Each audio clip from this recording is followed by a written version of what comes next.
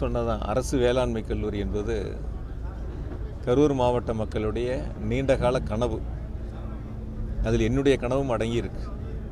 நம்முடைய மாவட்டத்திற்கு நிறைய திட்டங்களை மாண்பு முதலமைச்சரிடத்திலே கேட்டு மக்களுடைய தேவைகளை நிறைவேற்ற வேண்டும் என்பது இங்கே இருக்கக்கூடிய சட்டமன்ற உறுப்பினர்கள், அதேபோல் உள்ளாட்சி அமைப்பினுடைய பிரதிநிதிகள், மாவட்ட ஆட்சித்தலைவர் எல்லாம் தொடர்ந்து இணைந்து செயல்பட்டு பல்வேறு சிறப்பு திட்டங்களை மாண்பு முதலமைச்சர்கள் அறிவித்து அதற்கான நிதிகளை ஒதுக்கி அரசாணை வெளியிட்டு செயல்படுத்தி வருகின்றார்கள்.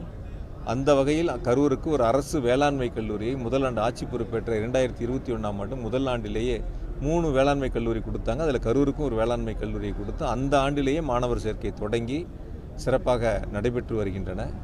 இடம் தேர்வு செய்கின்ற பொழுது அதற்கான முதல்ல 110 ஏக்கர் வேணும்னு சொன்னாங்க.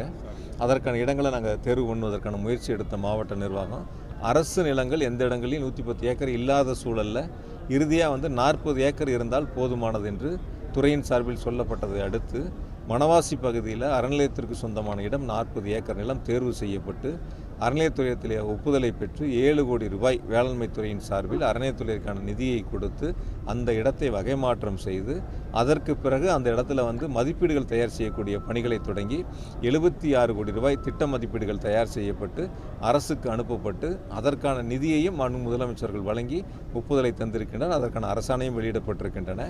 எனவே இந்த நீண்ட இங்கே இடம் எடுத்து அதை நிலையம் வகைமாற்றம் செய்து அந்த துறையோடு பேசி அதற்கான நிதிகளை கொடுத்து வகைமாற்றம் செய்து அதன் பிறகு அந்த இடத்துல சாயில் டெஸ்ட் எடுக்கணும். எப்படி மண் பரிசோதனை செஞ்சு தான் கட்டடத்துக்கான எஸ்டிமேட் தயார் பண்ணணும். அதெல்லாம் முடித்து 76 கோடி ரூபாய்க்கான திட்ட மதிப்பீடுகளும் தயார் செய்து அரசுக்கு அனுப்பி அதற்கும் மாண்பு முதலமைச்சர்கள் ஒப்புதல் வழங்கியிருக்காங்க.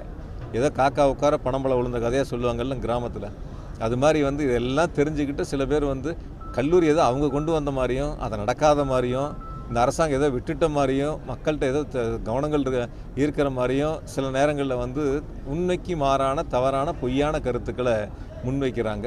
ஒட்டுமொத்தமாக மாவட்டத்தினுடைய வளர்ச்சி என்பது திராவிட மாடல் ஆட்சியில் முத்தமிழறிஞர் டாக்டர் கலைஞருடைய பொற்கால ஆட்சியிலும் தளபதியுடைய பொற்கால ஆட்சியிலும் அத்தனை திட்டங்களையும் கொண்டு வந்திருக்காங்க.